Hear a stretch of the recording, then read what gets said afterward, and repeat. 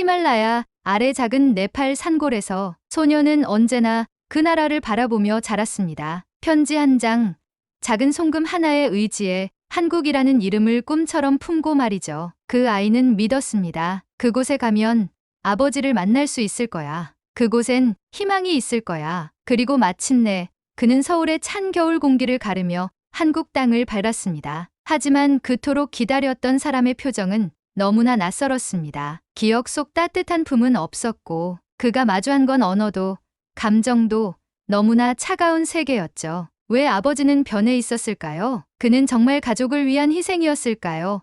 아니면 도망이었을까요? 오늘 그 진실의 기록을 따라가 봅니다. 단 한 사람을 만나기 위해 국경을 넘은 네팔 소년, 그리고 그를 맞이한 한국이라는 낯선 땅. 이 여정의 끝엔 아마 여러분도 조용히 눈시울을 붉히게 되실 겁니다. 구독과 좋아요, 그리고 알림 설정까지 눌러주시면 더 많은 이국의 이야기, 삶의 여운을 놓치지 않고 함께 하실 수 있어요. 그럼 지금부터 한 아이가 한국에서 다시 찾은 눈물의 의미를 들어보실래요? 안녕하세요. 저는 네팔의 한 산골 마을에서 자란 라지브라고 합니다. 이 글을 쓰기까지 오랜 시간이 걸렸습니다. 아마도 제 마음속에 가득 차 있던 어떤 감정들을 제대로 꺼낼 준비가 되지 않았기 때문이겠죠. 하지만 지금은 말할 수 있을 것 같습니다. 저에게 한국은 단순한 외국이 아니었습니다. 그곳은 제가 그리워하던 사람의 나라였고, 그리움과 기대, 상처와 눈물이 뒤섞인 시작의 땅이었습니다. 제가 4살이던 해에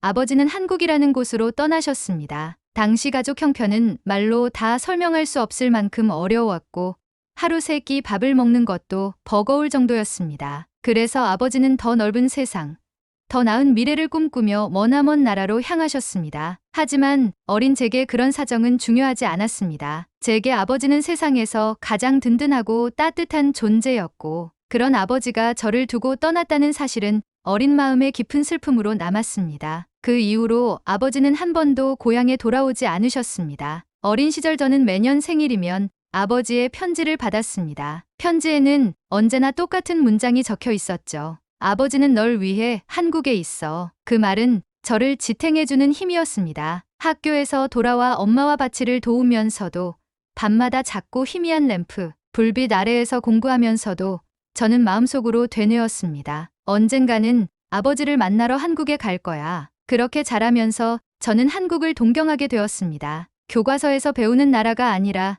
제 아버지가 살아가는 나라, 편지 속에서만 만나는, 하지만 너무나도 가까운 그 나라. 아버지의 땀과 눈물이 배어있는 그 땅을 저는 희망의 나라라 믿었습니다. 그곳은 저희 가족을 살게 해주었고 아버지를 존재하게 해주었으며, 언젠가는 저도 그곳에서 새로운 삶을 시작할 수 있을 거라는 소망을 심어주었습니다. 시간이 흘러 저는 성인이 되었습니다. 고등학교를 졸업하고 나서 몇 년간 일용직 노동을 하며 돈을 모았고, 주변의 도움과 정보 장학 프로그램을 통해 마침내 한국행 비자를 받을 수 있었습니다. 출국 전날 밤, 저는 어머니와 작은 방에 나란히 앉아 말없이 시간을 보냈습니다. 어머니는 제 손을 꼭 잡고 말하셨습니다. 가서 아버지를 꼭 안아드려라. 그 사람도 많이 외로웠을 게다. 그 말에 저는 말없이 고개를 끄덕였지만 마음 한편으로는 설레는 감정이 더 컸습니다. 드디어 아버지를 만난다는 생각에요. 그렇게 저는 생애 처음으로 비행기에 올랐고 구름 위에서 창밖을 바라보며 아버지의 얼굴을 상상했습니다. 그 얼굴은 제 기억 속에서 시간이 멈춰 있었습니다. 마치 아직도 저를 안고 있는 젊은 아버지의 모습 그대로였죠. 인천공항에 도착했을 때 공항 안의 모든 것이 낯설면서도 신기했습니다. 커다란 안내판, 빠르게 걷는 사람들, 고요하고 깔끔한 분위기까지 마치 TV 속 세계에 들어온 것 같았습니다. 그리고 출구 앞, 저는 그토록 기다려온 사람을 다시 마주했습니다. 15년 만에 만난 제 아버지였습니다. 그런데 그 순간 제 마음에 찬물이 끼얹어진 듯 했습니다. 기억 속 따뜻한 미소와는 달리 아버지의 얼굴은 굳어 있었고 눈빛은 깊고 차가웠습니다. 잘 왔다. 그 한마디와 함께 가방을 들어주셨고 저희는 말없이 공항을 빠져나왔습니다. 택시 안에서도 아버지는 단 한마디도 하지 않으셨습니다. 창밖을 바라보는 아버지의 옆모습이 어쩐지 너무 멀게 느껴졌습니다. 숙소로 들어서자마자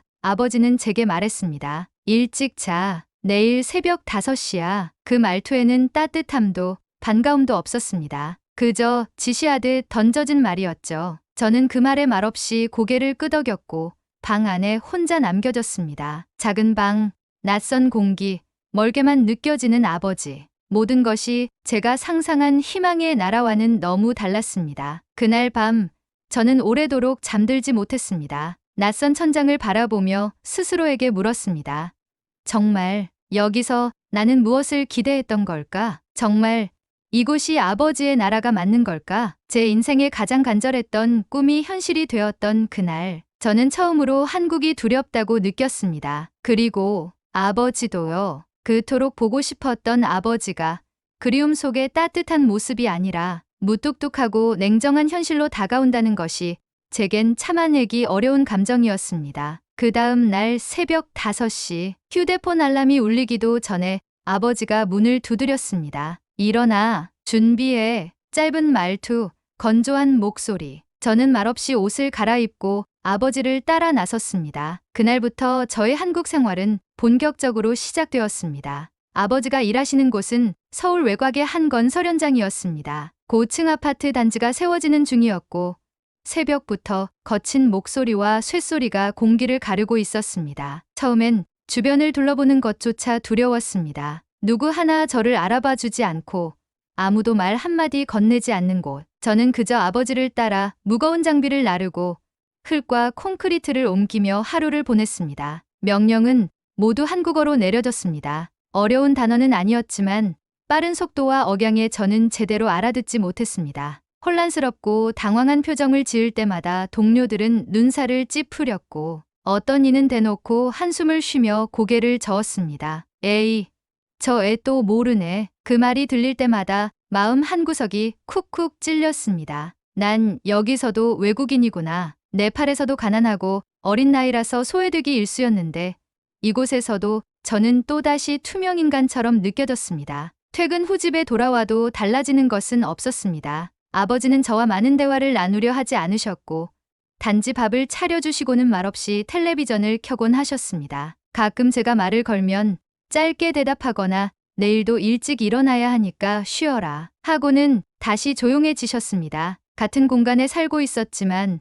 우리는 마치 평행선처럼 가까워질 수 없는 거리에서 머물고 있었습니다. 하루하루가 고되고 막막했습니다. 지하철에서는 사람들이 빠르게 움직였고 저는 어떤 역에서 내려야 할지 몰라 여러 번 헤매었습니다. 자판기에서는 물 한 병 사는 것도 두려웠고 편의점에서는 무엇이 무엇인지 몰라 아무것도 고르지 못한 채 돌아서기도 했습니다. 한국에 오기 전 저는 이곳이 미래가 있는 곳이라 믿었습니다. 하지만 그 믿음은 점점 희미해지고 있었습니다. 아버지는 왜 여기서 살아남을 수 있었던 걸까? 그 질문이 늘 머릿속에 맴돌았습니다. 그렇게 어느 날 일터에서 무거운 자재를 나르다 발을 헛디뎌 넘어졌습니다. 무릎에서 피가 났고 순간 아픔보다 창피함이 몰려왔습니다. 몸을 일으켜 세우고 어떻게든 멀쩡한 척하려 애썼습니다. 그때 근처에서 일을 마치고 돌아가던 할머니 한 분이 다가오셔서 제게 말을 걸어주셨습니다. 아이고,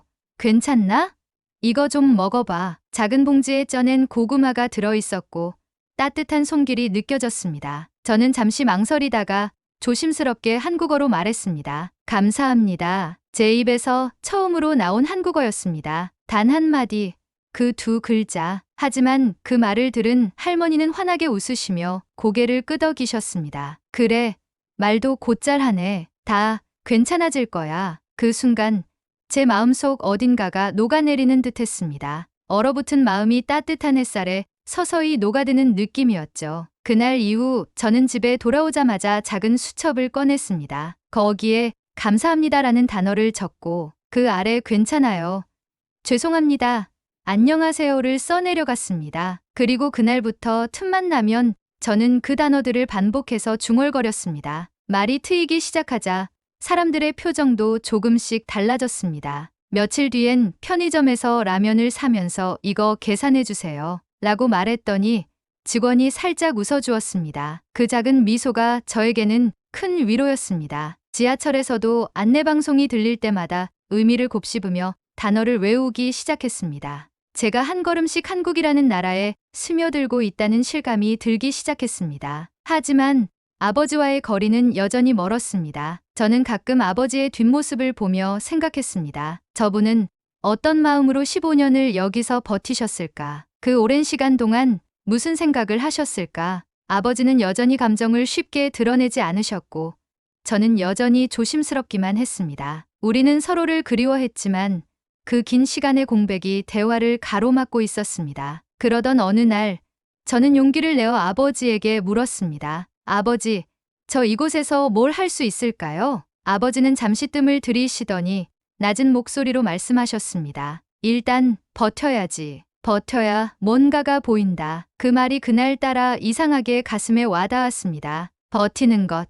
그건 제가 네팔에서 어린 시절을 보내며 배운 유일한 생존 방식이었습니다. 그리고 한국에서도 그 진리는 여전히 유효했습니다. 그날 이후로 저는 조용히 하지만 확실히 한국이라는 나라에 익숙해지고 있었습니다. 이질적이기만 했던 도시의 소리, 현장의 고함과 시멘트 냄새, 교통카드 단말기에서 들리는 삑 소리까지도 이제는 제 일상이 되었습니다. 편의점에서 삼각김밥을 고르고 휴대폰에 한국어 단어장 앱을 설치해 퇴근길, 지하철에서 단어를 외우는 게 제 하루의 루틴이 되었죠. 그렇게 조금씩, 아주 조금씩 저는 이 땅에 스며들고 있었습니다. 하지만 이상하게도 가장 가까워져야 할 사람, 아버지와는 점점 더 멀어지고 있다는 느낌이 들었습니다. 집에서는 여전히 말수가 적으셨고, 저와 시선을 마주치지 않으려 애쓰는 모습이 느껴졌습니다. 제가 한 걸음 다가서면 아버지는 반 발짝 뒤로 물러나곤 하셨습니다. 아버지의 속을 알 수가 없었습니다. 정말 제가 반가우셨던 걸까? 아니면 그저 책임감에 저를 데려오신 걸까? 모든 게 의문투성이었죠. 그날도 여느 때처럼 건설 현장으로 향하는 새벽이었습니다. 차가운 겨울바람이 피부를 찔렀고 하늘은 아직 깜깜했습니다. 우리는 인력사무소 앞에서 다른 인부들과 함께 트럭을 기다리고 있었죠. 제 손에는 얼지 않게 하려고 주머니 속에 넣은 고구마 한 개가 있었습니다. 며칠 전 친절했던 할머니께 받은 따뜻한 마음의 흔적이었습니다. 그 고구마 하나가 저를 한국과 조금 더 이어주고 있다는 기분이 들어 괜히 애지중지하게 되었죠. 현장에 도착하고 일이 시작되었습니다. 그날은 대형 구조물 설치가 예정되어 있어 평소보다 훨씬 긴장감이 돌았습니다. 저는 자재를 운반하던 중 무게 중심을 잘못 잡고 그대로 미끄러지고 말았습니다. 손에 들고 있던 자재가 아래로 떨어졌고 그 충격에 무릎이 아스팔트에 찍히며 피가 배어나왔습니다. 순간 모든 것이 정지된 듯 했습니다. 그리고 바로 그때 뒤에서 들려온 굵고 날카로운 목소리. 야, 너 지금 뭐 하는 거야? 뒤를 돌아보니 아버지였습니다. 아버지는 헬멧도 벗지 않은 채 제게 다가와 격한 말투로 소리를 지르셨습니다. 정신 안 차려. 이런 데서 사고 나면 끝이야.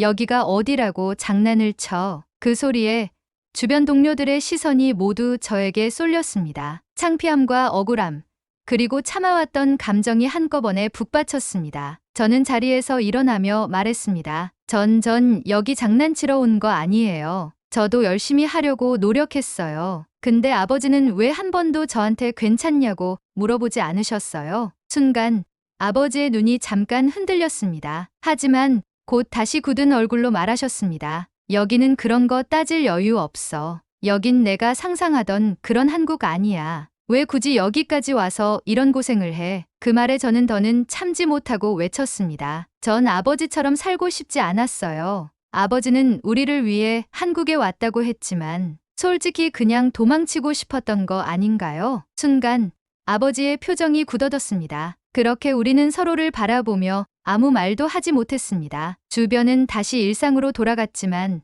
제 안의 감정은 폭풍처럼 휘몰아쳤습니다. 그날 이후 저는 이곳이 더 이상 희망의 나라가 아닐 수도 있다는 생각을 하게 되었습니다. 숙소에 돌아온 후 저는 방으로 들어가 문을 닫았습니다. 눈물이 자꾸만 났습니다. 어릴 적 그리던 아버지의 따뜻한 품은 어디에도 없었습니다. 대체 왜 이토록 냉정하게 변하신 건지, 왜 저와 눈조차 마주치지 않으시는 건지 알 수 없었습니다. 그러다 방구석에서 평소에는 열지 못하게 하셨던 낡은 상자를 발견했습니다. 무언가에 이끌리듯 저는 그 상자의 뚜껑을 열었습니다. 그 안에는 빛바랜 사진들과 편지, 그리고 제가 어릴 적 그린 그림들이 들어 있었습니다. 사진 속 아버지는 지금보다 훨씬 마르고 초췌한 얼굴이었고 한 장 한 장마다 가족 사진이 함께 붙어 있었습니다. 그 옆에는 손글씨 편지가 있었습니다. 우리 라즈브는 지금쯤 얼마나 컸을까? 매일매일 내가 그리워서 이 도시를 걸을 때마다 눈물이 나곤 해. 손 한번 잡아보고 싶다. 그 문장을 읽는 순간 저는 참았던 울음을 터뜨리고 말았습니다. 무표정한 얼굴 이면에 아버지도 매일같이 저를 그리워하셨다는 것을, 그 외로움과 그리움 속에서 하루하루를 버티셨다는 것을 저는 왜 이제서야 알게 된 걸까요? 조용히 문이 열리고 아버지가 방 안으로 들어오셨습니다. 저는 눈물을 닦으며 상자를 가리켰습니다. 봤어요. 다. 아버지는 아무 말 없이 상자 앞에 앉으셨습니다. 그리고 조용히 입을 열었습니다. 그거 다 너한테서 온 거다. 하나도 버릴 수가 없더라. 그 말에 저는 다시 눈물이 났습니다. 그렇게 우리는 아무 말 없이 나란히 앉아 오랜 시간 동안 꺼내지 못했던 감정들을 서로 느끼고 있었습니다. 그날 밤 저는 조용히 말했습니다. 고맙습니다, 아버지. 아버지는 이번엔 제 눈을 피하지 않으셨습니다. 그저 한마디, 내가 와줘서 고맙다. 그날 이후 우리 부자 사이에는 조금씩 변화가 일어나기 시작했습니다. 대단한 계기는 아니었습니다. 그저 아주 조용히 작고 소박한 순간들이 쌓이며 우리 사이에 다리를 놓기 시작한 것이죠. 다음 날 아침, 아버지는 평소처럼 먼저 일어나시더니 제게 말씀하셨습니다. 무릎 괜찮냐? 오늘은 좀 쉬어도 된다. 그 짧은 한마디에 저는 놀라 고개를 들었습니다. 그동안 제가 다치거나 아파도 그냥 조심해라 정도로만 말씀하시던 아버지였기에 그 말은 마치 처음 듣는 한국어 같았습니다. 저는 조심스럽게 고개를 끄덕이며 말했습니다. 조금 괜찮아요. 그런데 같이 일할게요. 아버지는 제 눈을 바라보며 잠시 머뭇대더니 고개를 끄덕이셨습니다. 그날부터 저희는 일하면서 조금씩 말을 나누기 시작했습니다. 일을 하며 저는 아버지께 이런저런 질문을 했습니다. 아버지는 처음 한국 오셨을 때 어땠어요? 외로웠죠. 말도 통하지 않고 내가 그때 그린 그림 하나 받았을 때 하루 종일 울었지. 그렇게 우리는 일터에서, 밥상머리에서, 퇴근길, 지하철 안에서 서서히 과거를 나누기 시작했습니다. 아버지는 외로움 속에서도 저희 가족을 위해 하루하루를 견뎌내셨던 이야기들을 꺼내주셨고, 저는 네팔에서 자란 이야기와 아버지를 얼마나 그리워했는지를 고백했습니다. 그 대화 하나하나가 서로를 이해하게 만들었습니다. 하루는 퇴근 후 아버지께 조심스럽게 제 계획을 말씀드렸습니다. 저 한국어를 좀 더 배우고 싶어요. 그리고 자격증도 따고 싶어요. 언젠가는 이 기술로 고향 아이들에게 도움을 주고 싶거든요. 아버지는 한동안 말이 없으시더니 고개를 끄덕이며 말씀하셨습니다.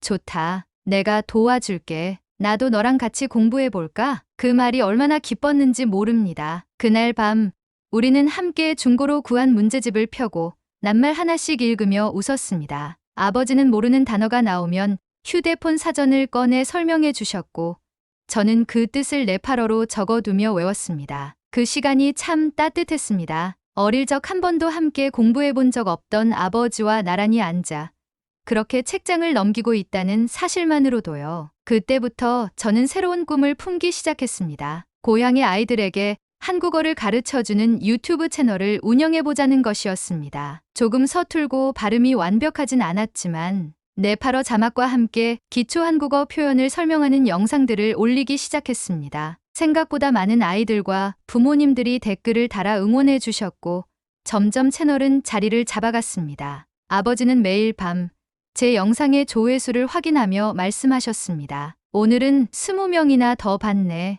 너 대단하다. 그 말에 저는 웃으며 대답했습니다. 아버지가 도와줘서 그래요. 그러던 중 저는 어릴 적부터 꿈꾸던 또 하나의 목표를 아버지께 말씀드렸습니다. 아버지, 혹시 고향 마을에 도서관 하나 만들 수 있을까요? 아이들이 책을 가까이 할 수 있는 곳, 희망의 다리 같은 공간을요. 아버지는 아무 말 없이 창밖을 내다보시더니 아주 조용한 목소리로 말씀하셨습니다. 나도 그 생각 예전부터 했었어. 그 말 이후 우리는 퇴근 후 밤마다 도서관 계획을 세우기 시작했습니다. 제가 유튜브로 모은 광고 수익과 아버지가 조금씩 저축하신 돈이 모이자 우리는 네팔의 학교에 연락을 취했고 마을 주민들과 협력해 작은 공간 하나를 빌렸습니다. 도서관 이름은 아버지와 제가 함께 정했습니다. 희망의 달이 몇 개월 뒤 그 공간은 정말로 완성되었습니다. 책장이 들어오고 아이들이 읽을 책이 하나둘 쌓이기 시작했습니다. 벽면에는 제가 그린 한글 카드와 고향 아이들이 그린 그림이 함께 붙어 있었습니다. 개관식 날 우리는 화상 통화로 도서관의 모습을 함께 보았습니다. 모니터 속에서 아이들이 손을 흔들며 외쳤습니다. 감사합니다. 감사합니다. 그 순간 아버지는 제 옆에서 말없이 눈물을 흘리셨습니다. 그 조용한 눈물을 보고 저도 함께 울었습니다. 그리고 아버지는 제게 처음으로 이런 말씀을 하셨습니다. 내가 한국에 온 날 나는 처음으로 눈물을 흘렸다. 저는 아무 말 없이 아버지를 바라보다가 고개를 끄덕이며 대답했습니다. 그 눈물이 우리 진짜 시작이었어요. 이제 저에게 한국은 단순히 아버지의 나라가 아닙니다. 그곳은 제가 마음을 배우고 상처를 꺼내어 치유하고 다시 시작한 곳입니다. 그리고 그 안에는 한 남자의 희생과 한 아들의 용기, 그리고 두 사람의 화해가 담겨 있습니다. 끝까지 이 이야기를 읽어주셔서 감사합니다. 혹시 저처럼 마음속에 아물지 않은 상처가 있다면 용기를 내어 다가가 보시길 바랍니다. 그 끝에는 분명 따뜻한 눈물이 기다리고 있을지도 모르니까요. 이런 이야기, 그리고 더 많은 사람들의 진심이 담긴 삶의 순간들을 함께 나누고 싶으시다면 구독과 좋아요 잊지 말고 꼭 눌러주세요. 그 작은 클릭이 우리 다음 이야기의 시작이 됩니다. 함께 해주셔서 감사합니다. 다음 이야기도 꼭 함께 해주세요.